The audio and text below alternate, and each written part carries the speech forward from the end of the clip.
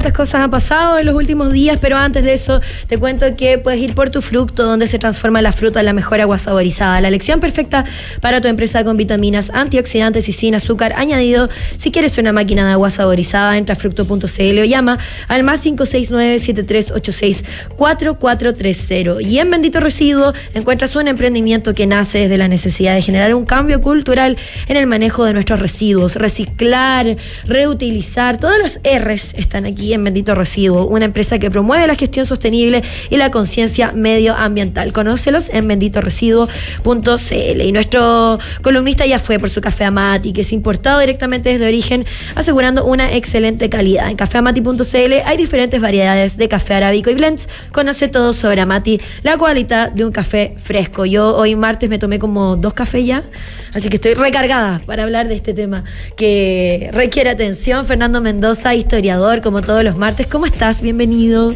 Muy bien, ¿y tú? ¿Qué tal? Bien, ya tomándole onda este 2025. Recién. Ya así como listo. Ya me encaminé, ya caché que como que estamos a mediados de enero, entonces ya hay que tomarse en serio la cosa, hasta en materia periodística. Ya no dice 2024 cuando hay que llenar documentos, responder o poner fechas, que a veces uno se queda pegado con el... ya no se usa el cheque. No. ¿Dónde uno pone? Bueno, tú eres bueno para escribir. Bueno, no sé qué, creo que ya está como fuera de mi comentario, como llenar cosas a mano con fecha ya casi no se hacen. Depende, en la universidad yo tomaba apuntes y ponía la fecha, siempre. Creo que esa fue la última vez que ponía en la universidad porque tenía el colegio también, poner fecha, pero... No, ni me acuerdo en la universidad. Documentos, cuando uno firma algo, ahí uno dice 2020. Ya. Claro, es como cuando los años, pues, cuando uno está de cumpleaños y también te dicen la edad y uno... Eso quizás cuesta más internalizarlo. Sí, es verdad. Oye, y han pasado cosas. La semana pasada, por supuesto, que hablamos todos los días de Venezuela, y vamos a seguir hablando de eso, pero también escuché muchas voces de expertos, de gente involucrada en todo esto, que decían... Hablamos mucho, pero la verdad es que no va a cambiar tanto. No va a pasar mucho más allá de lo que realmente creemos. Y bueno, Maduro, ahí está. Claro, en el fondo la solución democrática a Venezuela no existe. No.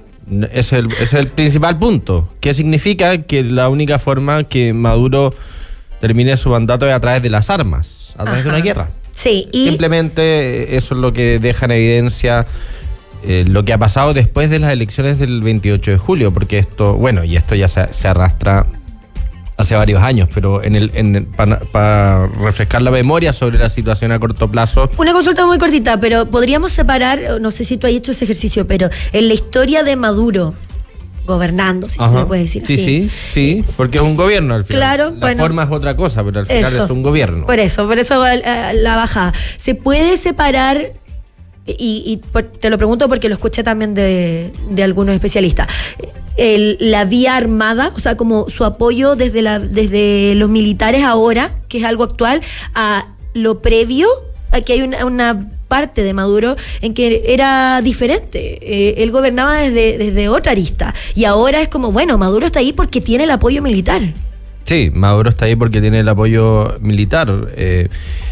Retroceder un poco más en el tiempo. Entonces, ¿cómo llega Maduro al poder? Porque Maduro llega al poder en marzo de 2013, luego de la muerte de Hugo Chávez por un cáncer que lo aquejaba hace varios años. Entonces ahí... ¿El vínculo de ellos era desde antes, históricamente? El vínculo entre ellos era desde antes. Sí, el tema, la relación entre ellos viene también por la mujer de Maduro, Cilia Flores.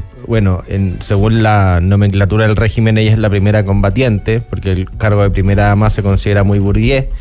Cilia Flores también, cuyo teñido de pelo ha ido cada vez más platinado, cada vez está más rubia, casi ya decolorada en su pelo y sus ¿será algo de maldad que involucre el color? No sé, pero eso me llama la atención, porque ella tenía pelo oscuro.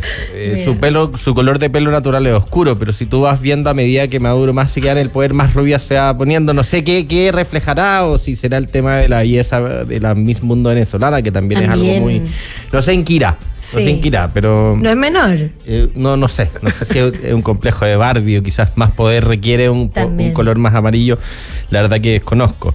Pero el tema bueno, y Hugo Chávez, ya para ir más atrás incluso, Hugo Chávez llega a la fama política en Venezuela en 1992 porque él intenta hacer un golpe de Estado junto a un grupo de otros militares.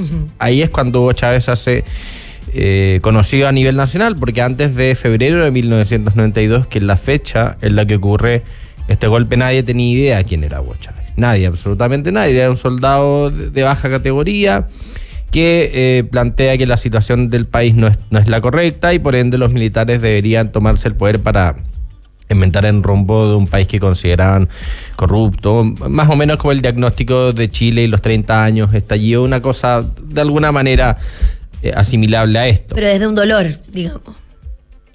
¿Dolor en qué sentido? Un dolor histórico, desde ahí. Sí, esa es la comparación con el estallido. Sí, viene también porque en el año 89 hubo manifestaciones muy grandes en Venezuela, particularmente en Caracas, el llamado Caracazo, porque asume un gobierno de corte populista, pero al día siguiente al asumir dice sacar los subsidios, sube el precio de la gasolina, que es algo que los venezolanos consideran un derecho inherente. Sí. Entonces un reajuste muy duro a la economía, lo cual genera un repudio social, porque Carlos Andrés Pérez es electo bajo otra plataforma electoral, entonces esto genera que la población se alce en contra del gobierno, que hayan saqueos en establecimientos comerciales y por ello el ejército es llamado a reprimir y mueren centenares de personas. Entonces ahí Hugo Chávez, que era un soldado, dice cómo el ejército, que está compuesto por mayoritariamente de personas de origen popular, va a reprimir al mismo pueblo. El tema petróleo en esa época, ¿desde qué perspectiva se observaba? Porque siempre que hablamos de Venezuela es como, bueno, pero petróleo y... Sí, es que Venezuela se crea, o sea, la Venezuela moderna se crea en base al petróleo, porque Venezuela cuando se independiza en el mismo proceso histórico que lo hace Chile, era un país mucho más grande, porque venía Panamá, venía Colombia, venía Venezuela, era un bloque geográfico mucho mayor que con el paso del tiempo se fue despedazando. Entonces Venezuela finalmente queda en la forma que está en ese momento, pero para fines del siglo XIX, Venezuela era una sociedad cafetera agrícola, habían constantes golpes de Estado, había una inestabilidad perpetua, el gobierno no lograba tener control del territorio, surgían estos caudillos que eran estos líderes militares políticos, entonces una historia muy turbulenta y solo con el descubrimiento del petróleo el Estado venezolano se puede generar como tal, es decir, crear carreteras, crear gobierno, crear un control sobre el territorio, entonces es muy importante el petróleo y particularmente desde las décadas de los 70 en donde el precio del barril se dispara y Venezuela se inunda de recursos, pero el problema de Venezuela que se sigue manteniendo hasta hoy, que su economía depende exclusivamente del petróleo. Entonces, cuando el precio está alto, va todo bien, pero en la década de los 80 que el precio colapsa, va todo mal. Entonces, por eso es que el gobierno de Venezuela tiene que hacer este ajuste que genera un repudio tan grande en la población. Y por eso está este llamado Caracazo, y ahí Hugo Chávez se hace conocido porque hace este intento de golpe. Hugo Chávez fracasa, su grupo fracasa, pero él pide como condición para rendirse aparecer en televisión. Y él aparece en televisión, da un discurso de 2 minutos y como muy showman. Buenos días Venezuela, ¿cómo están? Con esa voz ronca. Lamentablemente por ahora, dice. O por ahora diciendo, no fue ahora, pero será en ese otro momento. Claro. Entonces llega este personaje, Hugo Chávez, que es de una complexión como física morena, no es la típica élite blanca burguesa venezolana, es alguien de origen humilde. No, lo contrario, sí. Entonces es como un shock eléctrico a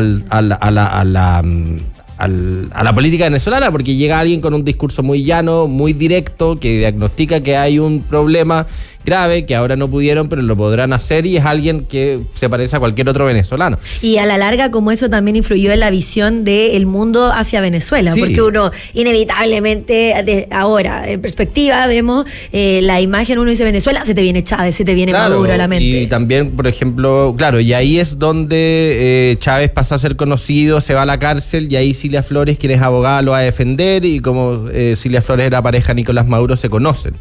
Entonces ahí viene como la camada principal de Chávez, Tarek William Saab, quien el fiscal general también le escribía poemas.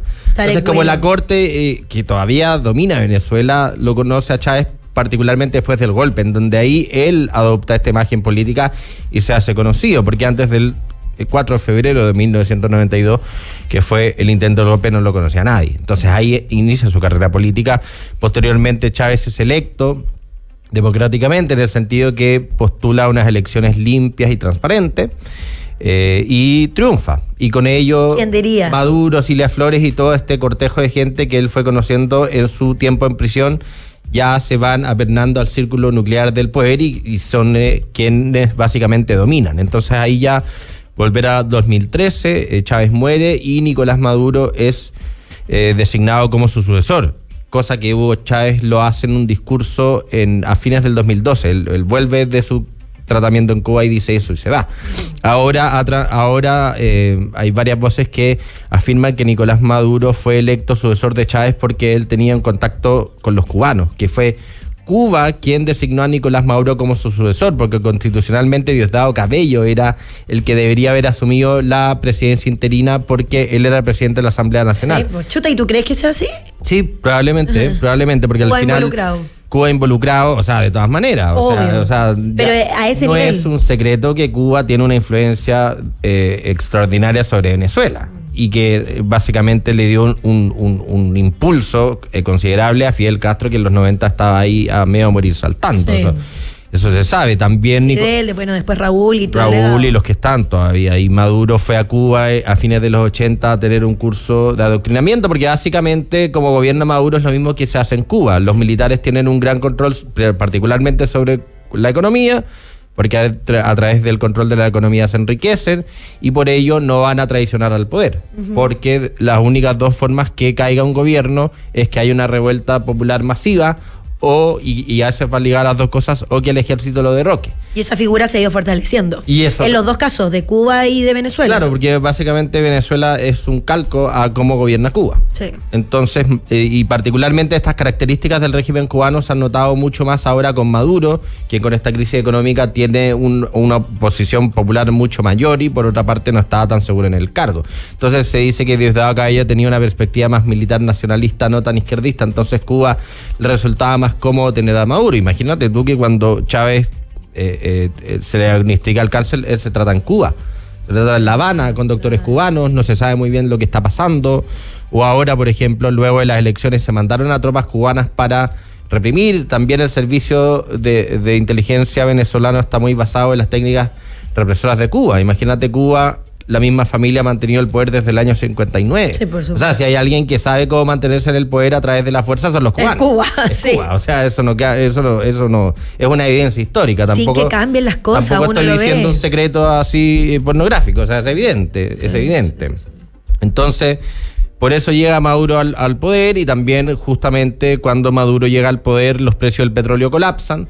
En consecuencia, la economía venezolana, que también fuertemente subsidiada, con muchos era una economía que necesitaba mucho dinero para funcionar, se queda sin ningún tipo de liquidez, porque imagínate que para el 2012 el 96% de las exportaciones de Venezuela eran petróleo.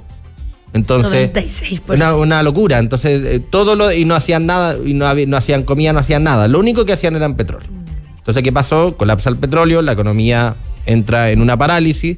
Empiezan las manifestaciones en contra de Maduro. Maduro saca a los militares y a las fuerzas de orden a matar, lo cual provoca un proceso migratorio en donde en los últimos 10 años han salido más de un cuarto de la población de todo el país. ¿Qué tan potente es desde esos mismos 10 años y cómo lo vemos hoy? Porque por supuesto no sabemos cómo lo vamos a ver en el futuro. Quizás son muchos años más, bueno, no lo sabemos. Pero desde este 2025, ver de estos 10 años, cómo va cambiando también el tema de Maduro, y cómo también se ve otros escenarios como las grandes potencias, Estados Unidos, claro. y bueno, lo que tú dices también, la migración. Claro, Rusia y China también, que también tienen interés en Venezuela, porque además de todo esto, Venezuela tiene las mayores reservas de petróleo del mundo, y eso a todo el mundo le interesa. Obvio, y también, ¿qué tan importantes son otros personajes relevantes hoy, pero desde esos 10 años, como María Corina Machado, Edmundo González, y quienes también han ido apareciendo para ir en contra, por supuesto, de Nicolás Maduro? Claro, la oposición venezolana siempre ha estado muy descoordinada, porque tiene varias figuras muy conocidas, pero estas figuras siempre han tenido diferencias en cómo enfrentar esta situación. Si tiene que ser a través de la vía democrática, si tiene que ser a través de la vía armada, si tienen que participar en las elecciones o no, si tienen que votar al gobierno o no. ¿Y cómo lo comunican también? Porque vemos a Corina Machado ahora dando obviamente información a través de las redes sociales, pero hace 10 años eso no ocurría. Entonces imposible. No se podría haber hecho así. No se podría haber hecho así. Lo de Corina Machado también fue sorpresivo, sin perjuicio que ella era conocida hace mucho tiempo. Ya volviendo al presente, un poco de la situación actual, porque la situación actual es que el 28 de julio del año pasado, del 2024, hubo elecciones en Venezuela, elecciones presidenciales por un mandato de 6 años. ¿Cómo olvidarlas? Entonces, en esas elecciones, por una parte, postulaba al tercer mandato Nicolás Maduro, quien, si bien el 2013 fue electo democráticamente, es decir, en elecciones transparentes, que pueden ser comprobadas en el fondo, o sea, el propio Consejo Nacional Electoral dio los datos que avalaban su triunfo. A diferencia de lo de ahora, que se demoraron un montón. No, es que todavía no se han demorado un montón, todavía no lo han hecho. Nunca lo dieron. Entonces, claro, el tema ocurre es que va Maduro al tercer mandato y el candidato opositor es Edmundo González. Porque Edmundo González, que era un embajador de 70 y tantos años, también sin vía política, también desconocido para la mayoría de los venezolanos, porque él fue elegido por María Corina Machado. María Corina Machado, para fines del 2023, estaba marcando muy alto en las encuestas, entonces el régimen decidió inhabilitarla, acusó que había estado en un tema de corrupción y le prohibió por 15 años acceder a cargos públicos. Entonces, ¿ella seguía viviendo en Venezuela en esa época? Siempre sí, se quedó en Venezuela haciendo campaña también. Entonces ella era la cara finalmente muy popular, y como se le prohíbe a María Corina Machado participar, se eligen a distintos candidatos y que no llegan, como que no logra salir humo blanco, hasta que finalmente Edmundo González se nombra como candidato, pero el régimen esperaba que no iba a ganar, porque usualmente si tú nominas a alguien desconocido a último minuto, es muy difícil que un candidato transfiera virtualmente la totalidad de sus votos en otro. Es algo bastante poco probable en un sistema democrático, sobre todo también en un país con restricción a la prensa. Entonces dijeron, vamos a permitir las elecciones porque en el fondo este sujeto no tiene ninguna posibilidad de ganar. Entonces vamos al 28 de julio. El 28 de julio ocurren las elecciones y aquí está el tema de las famosas actas. Que las actas son el papel que imprime la máquina electrónica, porque en Venezuela es el voto electrónico que arroja cuántos votos tuvo cada candidato en la mesa.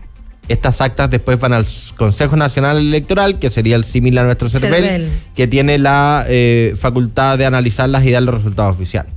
La cosa es que el Consejo Nacional Electoral de Venezuela nunca dio el resultado de estas actas. Yo recuerdo que decían, lo vamos a dar. Y en algún minuto dijeron, ya, ahora lo tenemos. Y fue como, ya, lo mismo. No, nunca lo dieron, nunca lo transparentaron. Entonces, y por otra parte, los seguidores de Machado y González tenían la instrucción de fotografiar o llegar de cualquier forma a ver estas actas, a tener registro físico de estas actas para en el fondo poder evidenciar el fraude.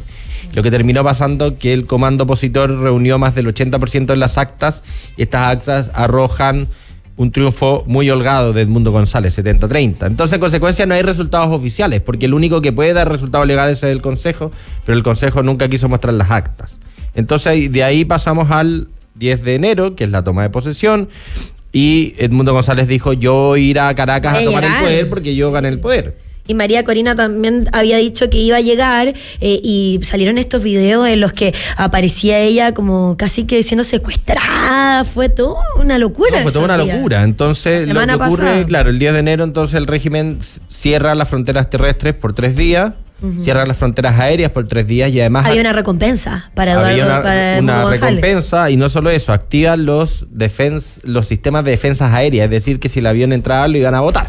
¡Ay, qué heavy! Sí, por eso uno se lo imaginaba como una película. Caracas estaba toda militarizada, la ceremonia de cambio de mando la movieron como 2 horas antes y finalmente Maduro asumió igual. Y dijo, nosotros ganamos, nosotros nos vamos a quedar aquí y nos vamos a preparar con Cuba y Nicaragua para defendernos si hay guerra. Claro, ahí entra Nicaragua también. Por eso, solución democrática, es decir, estas elecciones u otras no van a ocurrir. En consecuencia, la única forma que Maduro se haya del poder es a través de las armas. Ahora, ¿quién va a dar esas armas? ¿Quién va a pelear? ¿Cómo va a pasar? No sé, pero ya hay una conciencia mundial de lo que está pasando no es lo correcto. Movilizaciones en el mundo entero, aquí en nuestro país también, entero. Protestas, por supuesto. Lula, que era una potencia regional y principal aliado de Maduro, ya tampoco... Nadie le presta ropa, digamos, nadie le buen presta chileno. Ropa. Entonces ese es el problema, no hay una solución democrática, entonces... ¿Qué va a pasar? Hay una cuña de la ministra de Cárceles y el Servicio Penitenciario, Iris Varela, hace varios años. Es como, aunque Venezuela quede hecha cenizas, nosotros no vamos a entregar el poder. Ay, qué gay. O sea, no es por eso. No se, y claramente, y ya desde el 2018 han demostrado que no se van a ir por las buenas. Por las buenas siendo una elección democrática libre. Ya hay evidencia que la van a perder, por ende no la van a hacer. Sí. Ahora...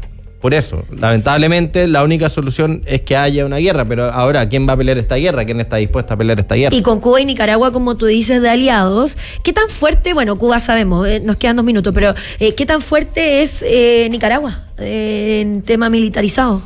No es muy fuerte. Ahora también es interesante en el caso de haber una guerra, si los soldados rasos van a estar dispuestos a pelearla. Claro. Porque una cosa ya es decirlo y la otra cosa es pelearla. Sí, pues. Bueno, Nicaragua también está en el mismo camino de Venezuela. O sea, cambiaron la constitución a fines del año pasado para que el presidente Ortega y su mujer Rosario Murillo, que es vicepresidenta, fueran copresidentes y coordinaran los consejos, los poderes del Estado. Entonces también Nicaragua está en la misma senda que Venezuela. Ahora, no tiene una fuerza armada, sí, pero también van a querer los soldados nicaragüenses ir a pelear por Venezuela. Eso por eso es una incógnita que estará por ver. ¿Y los otros vecinos que están a su alrededor, más allá de Nicaragua y Cuba? Colombia no mandaría armas. No se involucra. No, porque al final también Ortega y Cuba y Maduro es como de la misma generación, de Guerra Fría, del comunismo. Al final también claro. es otra cosa ideológica, sin perjuicio que Petro es de izquierda. No es como gente que todavía sigue pegada en esa ideología. Cuba, por supuesto que lo está, Nicaragua, por supuesto que lo está, y Maduro aparentemente también lo está. Pero Maduro dijo, si quieren sacarme, lo van a tener que hacer por las armas, y ya estamos sondeando generar un ejército junto a Cuba y Nicaragua. Ahora también Venezuela, a nivel geopolítico, está apoyado por Rusia y por China. Sí. Rusia también, porque creo que un militar alto en el ejército publicó en Twitter un video del misil antiaéreo que habían activado, que era ruso. Entonces Venezuela tiene hartas armas rusas. O sea, Venezuela tiene un ejército importante. Sí, por supuesto. Y Rusia, por supuesto, en esta enemistad con Estados Unidos lo va a apoyar. Y no está ni ahí como están las imágenes, a ese nivel. O sea, porque claro, nosotros estamos viéndolo desde la perspectiva de las autoridades y cómo esto podría convertirse en una guerra, pero también hay un montón de gente, de familias, de todo lo que esto involucra a la larga. Venezuela, claro, tiene un apoyo ruso, porque China no sé si le da muchas armas, porque China es más una cosa económica, pero sí Venezuela no tiene un ejército menor. Sí, o sea, si hay una guerra, va a ser una guerra sangrienta y no va a ser fácil. Y eso siempre está activo, uno nunca sabe. Si se va a organizar la propia población civil o si va a haber una fuerza extranjera que intervenga. No, hay que darle tiempo al tiempo y ver cómo también el futuro nos demuestra, ojalá lo contrario. 12:58, ya nos vamos. Feña, muchas gracias por este análisis. Difícil de apretar, pero lo logramos. De nada, un placer. Fernando Mendoza, historiador, como siempre, con nosotros. Viene Metrópolis Central, gracias por estar aquí. Cuídense, chau, chau.